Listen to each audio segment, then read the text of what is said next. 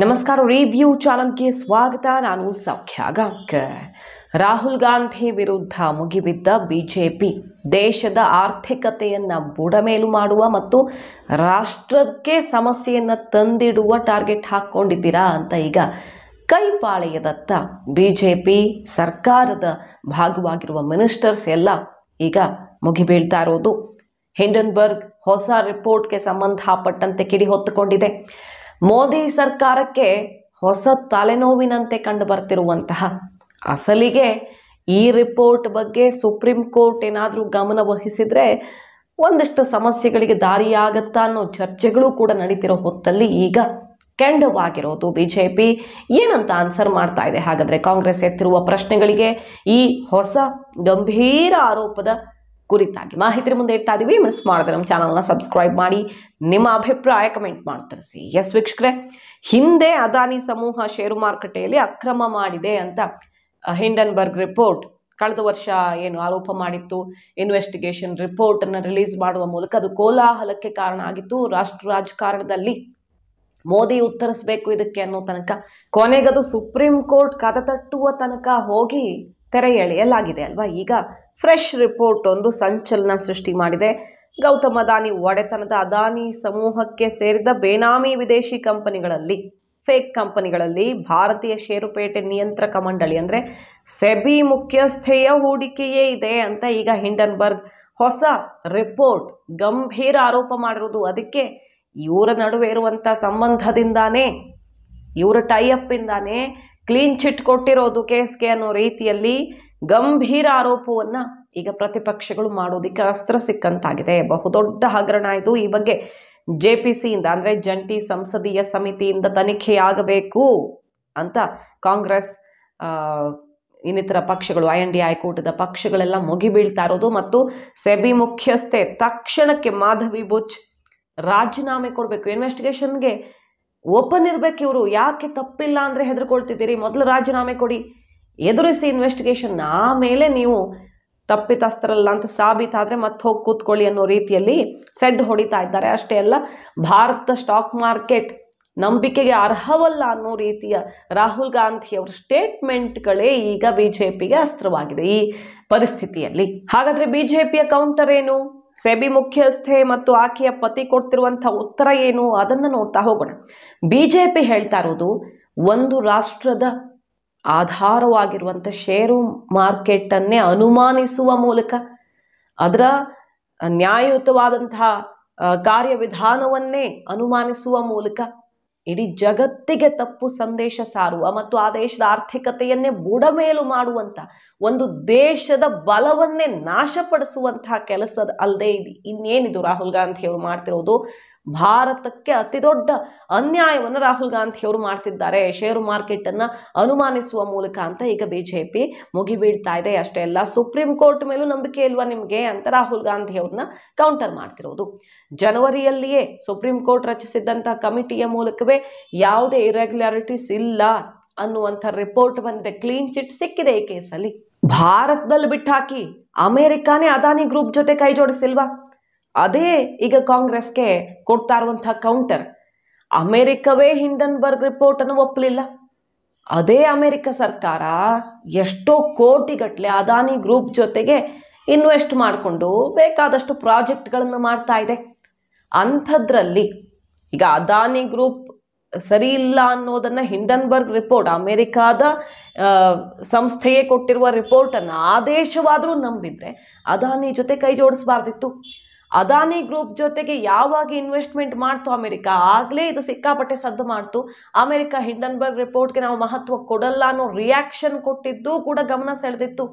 ನಮ್ಮ ದೇಶದಲ್ಲಿ ಬಿಟ್ಟು ಹಾಕಿ ಆ ದೇಶದಲ್ಲೂ, ರಿಪೋರ್ಟ್ ಬಂದಂತಹ ದೇಶದಲ್ಲೂ ಕೂಡ ಅದಕ್ಕೆ ಮಾನ್ಯತೆ ಸಿಗಲಿಲ್ಲ. ಸುಪ್ರೀಂ ಕೋರ್ಟ್ ಕ್ಲೀನ್ ಚಿಟ್ ಸಿಕ್ತು. ಇಷ್ಟೆಲ್ಲ ಆದಮೇಲೂ ಸುಪ್ರೀಂ ಕೋರ್ಟೇ ಕ್ಲೀನ್ ಚಿಟ್ ಕೊಟ್ಟ ಮೇಲೂ ಕೂಡ ಒಪ್ಕೊಳ್ಳಲ್ಲ ಅಂದರೆ ಒಂದು ದೇಶವನ್ನು ನಾಶಪಡಿಸುವ ಮನಸ್ಥಿತಿ ಅಲ್ಲದೆ ಮತ್ತೇನು ಅಂತ ಈಗ ಬಿಜೆಪಿ ಮುಗಿಬೀಳ್ತಿರೋದು. ಇದೇ ಹೊತ್ತಲ್ಲಿ ಮಾಧವಿ ಬುಚ್ ಅಂದರೆ ಸೆಬಿ ಮುಖ್ಯಸ್ಥೆ ಏನಂತ ಆನ್ಸರ್ ಮಾಡಿದ್ದಾರೆ, ಹಿಂಡನ್ಬರ್ಗ್ ವರದಿಗೆ ಅವರು ಕೊಟ್ಟಿರೋ ಸ್ಪಷ್ಟನೆ ಇದು ಆಧಾರರಹಿತ ಮತ್ತು ವ್ಯಕ್ತಿತ್ವಕ್ಕೆ ಮಸಿ ಬಳಿಯೋದಕ್ಕೆ ಮಾಡಿರುವಂಥ ಸುಳ್ಳು ಆರೋಪ. ನಮ್ಮ ಬದುಕು ಹಾಗೂ ಹಣಕಾಸು ವ್ಯವಹಾರ ತೆರೆದ ಪುಸ್ತಕ ಅಂತ ತಿರುಗೇಟ್ ಕೊಟ್ಟಿದ್ದಾರೆ. ಅಷ್ಟೇ ಅಲ್ಲ, ಈ ಹಿಂದೆ ಹಿಂಡನ್ಬರ್ಗ್ ವಿರುದ್ಧ ಸೆಬಿ ಕ್ರಮ ಕೈಗೊಂಡಿತ್ತು, ನೋಟಿಸ್ ಕೂಡ ಕೊಟ್ಟಿತ್ತು. ಆದರೆ ನೋಟಿಸ್ಗೆ ಉತ್ತರ ಕೂಡ ಕೊಡಲಿಲ್ಲ. ಹಾದಿ ತಪ್ಪಿಸೋದಿಕ್ಕೆ ಈ ಸಂಸ್ಥೆಯೇ ಈಗ ನಮ್ಮ ಮೇಲೆ ಆರೋಪ ಮಾಡ್ತಾ ಇರೋದು ದುರದೃಷ್ಟಕರ, ಬಟ್ ಡೋಂಟ್ ಕೇರ್ ಅಂತ ಆನ್ಸರ್ ಮಾಡಿದ್ದಾರೆ. ಅಷ್ಟೇ ಅಲ್ಲ, ಇನ್ನೊಂದು ಪ್ರತ್ಯೇಕ ಹೇಳಿಕೆ ಕೊಟ್ಟಿದ್ದು, ಅದಕ್ಕೆ ಸ್ಪಷ್ಟನೆ ಕೊಟ್ಟಿದ್ದಾರೆ. ಈಗ ಒಂದು ಗ್ರೂಪ್ ಅಲ್ಲಿ ಹೂಡಿಕೆ ಮಾಡಿದ್ದಾರೆ ಅಂತ ಹೇಳ್ತಾ ಇದ್ದಾರಲ್ಲ, ಅದು ಅದಾನಿಗೆ ಸೇರಿದಂಥದ್ದು, ಬೇನಾಮಿ ಅಂತ ಹೇಳ್ತಾ ಇದ್ದಾರಲ್ಲ. ಹಿಂಡನ್ಬರ್ಗ್ ವರದಿಯಲ್ಲಿ ಉಲ್ಲೇಖ ಆದಂತಹ IIFL ನಿಧಿಯಲ್ಲಿ 2015ರಲ್ಲಿ ನಾವು ಸಿಂಗಾಪುರದಲ್ಲಿ ವಾಸ ಮಾಡ್ತಿದ್ದಾಗ ಖಾಸಗಿ ವ್ಯಕ್ತಿಗಳಾಗಿ ಹೂಡಿಕೆ ಮಾಡಿದ್ದು 2015ರಲ್ಲಿ ಚೆಕ್ ಮಾಡ್ಕೊಳ್ಳಿ ಅಂತ ಅವ್ರು ಹೇಳ್ತಿರೋದು. ಸಿಂಗಾಪುರಲ್ಲಿ ವಾಸ ಮಾಡ್ತಿದ್ವಿ 2015ರಲ್ಲಿ, ಈಗ 9 ವರ್ಷಗಳ ಹಿಂದೆ. ಸೆಬಿ ಸೇರುವ ಮುಂಚೆನೆ, ಮಾಧವಿ ಬುಚ್ ಸೆಬಿ ಕಾಲಿಡುವ ಮುಂಚೆನೆ ಆಗಿದ್ದಂತಹ ಬೆಳವಣಿಗೆ. ಸೆಬಿಗೂ ಈ ವ್ಯವಹಾರಕ್ಕೂ ಯಾವುದೇ ರೀತಿಯ ಸಂಬಂಧ ಇಲ್ಲ ಮತ್ತು ಸೆಬಿ ಮುಖ್ಯಸ್ಥೆ ಆದ ಬಳಿಕ ಈ ವ್ಯಾವಹಾರಿಕ ನಂಟನ್ನು ಕಡಿದುಕೊಳ್ಳಲಾಗಿದೆ. ಅದನ್ನ ಕ್ರಾಸ್ ಚೆಕ್ ಮಾಡಿ ಬರೀ ಒಂದು ಭಾಗವನ್ನು ರಿಪೋರ್ಟ್ ಮಾಡಿದ್ದೀರಿ. ಅದು ಕೂಡ ಈ ಸೆಬಿಗೆ ಎಂಟರ್ ಆದ ಮೇಲೆ ಯಾವುದೇ ಕನೆಕ್ಷನ್ ಅನ್ನ ಇಟ್ಟುಕೊಂಡಿಲ್ಲ ಅನ್ನೋದನ್ನು ಕೂಡ ಮೆನ್ಷನ್ ಮಾಡದೆ ನೀವು ರಿಪೋರ್ಟ್ ಮಾಡಿದ್ದೀರಿ. ಆಯ್ದ ಭಾಗವನ್ನಷ್ಟೇ ರಿಪೋರ್ಟ್ ಮಾಡಿ ಇಮೇಜ್ಗೆ ಧಕ್ಕೆ ತರುವಂತಹ ಕೆಲಸ ಇದು ಅಂತ ತಿರುಗೇಟ್ ಕೊಟ್ಟಿರೋದು. ಬಿಜೆಪಿ ಕೂಡ ಇದನ್ನ ಷಡ್ಯಂತ್ರ, ವ್ಯವಸ್ಥಿತ ಷಡ್ಯಂತ್ರ ಅಂತ ಆರೋಪ ಮಾಡಿರೋದು.